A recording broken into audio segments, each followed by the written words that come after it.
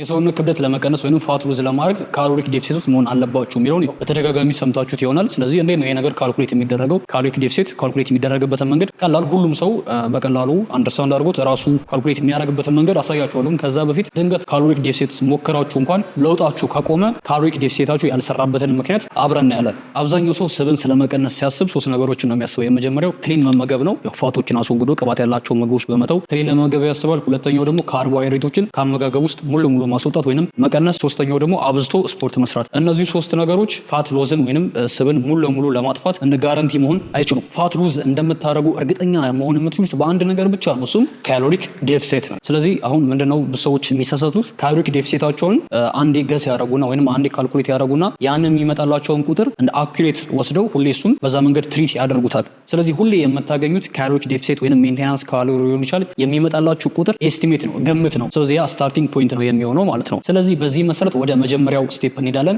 ሜንቴናንስ ካሎሪያችሁን ፈልጋችሁ ማግኘት ነው። እዚህ ጋር ልብ ማለት ያለባችሁ የምታገኙት ሜንቴናንስ ካሎሪ የሚባለው ይሄ ትሩ ሜንቴናንሳችሁ አይደለም። ስለዚህ ይሄ ምንድነው የመጀመሪያ ስቴፕ ነው ማለት ነው። ያው ሜንቴናንስ ማለት ትርጉሙ ሜንቴናንስ ካሎሪ ማለት ሰውነታችሁ በቀን ውስጥ የምታደርጉትን እንቅስቃሴ የሚፈልገው ኢነርጂ መመገብ ያለበት የምግብ መጠን ነው። ስለዚህ ሜንቴናንስ ላይ ስትሆኑ ፋትን በርን አታረጉም ወይም ጌን አታረጉም። የነበራችሁበትን ኪሎ ለማስቀጠል አንድ ሰው ለምሳሌ 70 ኪሎ ከሆነ ሁሌም 70 ኪሎ ሆኖ ለመቀጠል መመገብ ያለበት የምግብ የካሎሪ መጠን ለማለት ነው ሜንቴናንስ ካሎሪ። ስለዚህ ይህንን ካልኩሌት ለማድረግ ሶስት ሜተዶች አሉ። ከሶስቱ እኔ እዚህ ጋር ነኝ ብላችሁ በዚህ መሰረት ካልኩሌት ማድረግ ትችላላችሁ። በጣም ቀላል ነው። የመጀመሪያው ሎው አክቲቪቲ ያላቸው ሰዎች ናቸው። ስለዚህ የስራ ሁኔታችሁ ብዙ ጊዜ እንድትቀመጡ የሚያደርጋችሁ ቢሮ ስራ ያላችሁ አክቲቪቲ የማታደርጉ ሰዎች ሎ አክቲቪቲን ተወስዱና ኪሎግራማችሁን የሰውነታችሁን ክብደት በ22 ታባዙታላችሁ። የሚመጣላችሁ ያ የእናንተ የመጀመሪያ ሜንቴናንስ ካሎሪያችሁ ነው። ሁለተኛ ላይ ደግሞ ሞዴሬት አክቲቪቲ የምታደርጉ ሰዎች ወክ የምታደርጉ በተወሰነ ሌቭል የምትንቀሳቀሱና ሞዴሬትሊ አክቲቭ ነኝ ብላችሁ የምታስቡ ኪሎግራማችሁን በ30 ታባዙታላችሁ። ሶስተኛው ደግሞ ሃይ አክቲቪቲ ያላችሁ ሰዎች ሬጉላርሊ ጂም የምትሄዱ ከ3 ቀን እስከ 5 ቀን ትሬን የምታደርጉ አክቲቭ ከሆናችሁ እናንተም ክብደታችሁን በ35 ታባዙትና የሚመጣላችሁ ቁጥር የእናንተ ሜንቴናንስ ካሎሪያችሁ ነው። ስለዚህ በዚህ መሰረት አንድ ሰው 80 ኪሎ ግራም ቢሆን እና ያ ሰው ሞዴሬት በሆነ መንገድ አክቲቭ ነው እንበልና በሳምንት ቢያንስ 3 ቀን ይሄዳል፣ ወክ ያደርጋል፣ ይንቀሳቀሳል። ስለዚህ ሞዴሬት አክቲቪቲ ላይ ከሆነ በ30 ስናባዛ 2400 ካሎሪ እናገኛለን። የዚህ የ80 ኪሎ ግራም ይሄ 80 ኪሎ ግራም የሆነ ሰው ሜንቴናንስ ካሎሪው 2400 ነው ማለት ነው። ነገር ግን ልብ ማለት ያለብን እዚህ ጋር የምናገኘው ቁጥር መሀል ላይ ቢያንስ ከ100 እስከ 300 ካሎሪ ስህተት ሊኖረው ይችላል መሀል ላይ ማለት ነው። ምክንያቱም እዚህ ጋር ትራክ ያላራቸው ነገሮች አሉ። የመስል ማስን ትራክ አላረግንም፣ ዴሊ ስቴፖችን እንዲሁም ላይፍ ስታይልን ከግምት አላስገባንም። ስለዚህ እዚህ ጋር የሚመጣውን ቁጥር ብላይንድሊ ማመን የለብንም። መጀመሪያ እንደተነጋገር ነው ፈርስ ገስ ነው የሚሆነው። እናም ብዙ ሰዎች እንዳይለወጡ የሚያደርጋቸው ወይም ለውጣቸው እንዲቆም የሚሆንበት ምክንያት አንዴ እንደዚህ አይነት ካልኩሌሽን ከሰሩ በኋላ ሁሌም በዚህ ሜተድ ይሄዳሉ። ስለዚህ ሰውነታችሁ ኬር የሚያደርገው ስለናንተ ካልኩሌሽን ሳይሆን ኮንስተንትሊ ስለምታደርጉት ነው። ያንን ልብ ማለት ያስፈልጋል። ስለዚህ ስማርት ዴፊሲት የሚባል ክሬት ማድረግ አለብን። ስማርት ዴፊሲት የምናደርገው የመጀመሪያ ስቴፕ ሜንቴናንስ ካሎሪያችንን ቅድም 2400 ካገኘን በኋላ ስማርት ዴፊሲት በሶስት መንገድ ክሬት ይደረጋል። የመጀመሪያው ከምታገኙት ሜንቴናንስ ካሎሪዎቹ ላይ ከ300 እስከ 400 ካሎሪ መቀነስ ነው። ይሄ ሰስቴኔብል የሆነ ፋት ሎስ ነው። ብዙም ቻሌንጅ አያደርጋችሁም፣ ግን ለረጅም ጊዜ ማድረግ ስለምትችሉ ተጨባጭ የሆነ ቆንጆ ውጤት ታያላችሁ።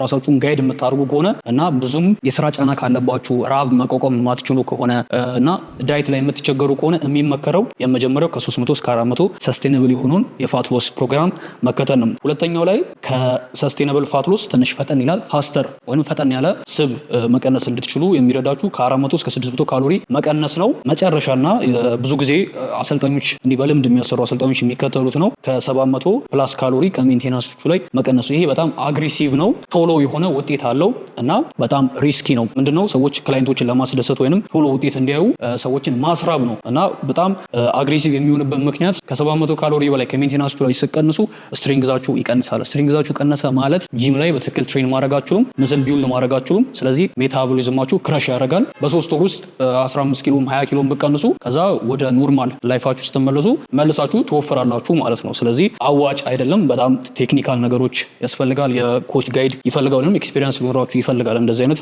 አግሬሲቭ ወይንም ብዙ ካሎሪ ከሜንቴናንሳችሁ ላይ ከመቀነሳችሁ በፊት። ስለዚህ የሚመከረው 400 ካሎሪ ከ300 እስከ 400 ካሎሪ መቀነስ ከሆነ እዚህ ጋር 2400 ካሎሪ ካገኘን 400 ስንቀንስ 2000 ካሎሪ እናገኛለን።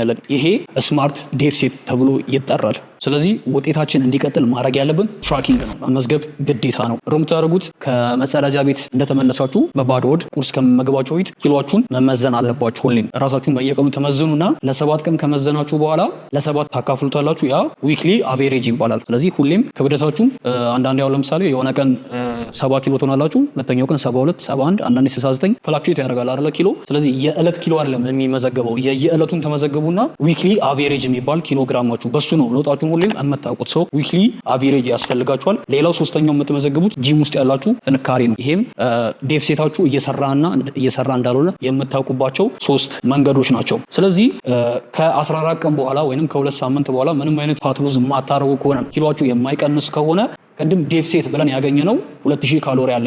ከዛ ላይ ከ150 እስከ 200 ካሎሪ ትቀንሳላችሁ ከ2 ሳምንት በኋላ ለውጥ ከሌላችሁ። ከ2 ሳምንት በኋላ ኪሎአችሁ በጣም በፍጥነት እየቀነሰ ከሆነ መስላችሁን ፕሮቴክት ለማድረግ ጡንቻችሁ እንዳይጠፋ ከ150 እስከ 200 ካሎሪ ትጨምራላችሁ። ስለዚህ እዚህ ጋር ምንድነው ማስተዋል የሚቻለው ካሎሪያችሁን ዲተርማይን የሚያደርገው ሪዛልታችሁ ነው እንጂ ካልኩሌሽናችሁ አይደለም። ስለዚህ ሰዎች ለምንድነው ፋት ሎስ ፕሮግራማቸው ፌል የሚያደርግባቸው? እውነታውን ለመናገር እዚህ ጋር ያየነው ካልኩሌሽን ከባድ ሆኖ አይደለም።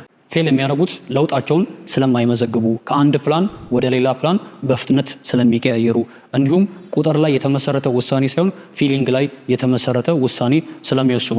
ፋት ሎስ ፕሪዲክተብል ነው። ነገር ግን ኢሞሽናችሁና ፊሊንጋችሁን ሳይሆን ቁጥርን ብቻ የምትከተሉ ከሆነ በስተመጨረሻም እንዳሰባችሁት ፋት ሉዝ አድርጋችሁ ሰውነታችሁ እንዲያምር መፈልጉ ከሆነ ጡንቻችሁን መጠበቅ አለባችሁ። ጡንቻችሁ እንዳይቀንስ እነዚህ 3 ነገሮች ይረዷችኋል። የመጀመሪያው በቂ የሆነ ፕሮቲን ማግኘት ነው። በ1 ኪሎ ግራም የሰውነት ክብደት ከ1.6 ግራም እስከ 2.2 ግራም ፕሮቲን ያስፈልጋችኋል። ያም ማለት የሰውነት ክብደታችሁን እስከ 2.2 ግራም ታባዙና የምታገኙትን ቁጥር የሚያክል መጠን ፕሮቲን በቀን ማግኘት መቻል አለባችሁ። ሁለተኛው ሬዚስታንስ ትሬኒንግ መስራት አለባችሁ። ይህም ውስጥ ገብታችሁ መሮጥና የተለያዩ የካርዲዮ እንቅስቃሴዎች መስራት ሳይሆን ክብደት አንስታችሁ ጡንቻችሁን ማሰራት መቻል አለባችሁ። ሶስተኛው ኤክስትሪም የሆነ ካሎሪ ከት አያስፈልግም፣ ወይንም ራሳችሁን ማስራብ የለባችሁ። ስለዚህ እነዚህ እስካሁን ያየናቸውን በሙሉ የማያካትት ካሎሪ ዴፊሲት ተጨባጭ የሆነ ፋት ሎስ እንድታረጉ አይረዳችሁም። የራሳችሁን ስሙለር ቨርዥን ነው የምታገኙት። ምን ማለት ነው? 80 ኪሎ ሆኖ አንድ ሰው ክብደት ቀንሶ 60 ኪሎም ሆኖ የሰውነት ቅርጹ ላይቀየር ይችላል። 80 ኪሎ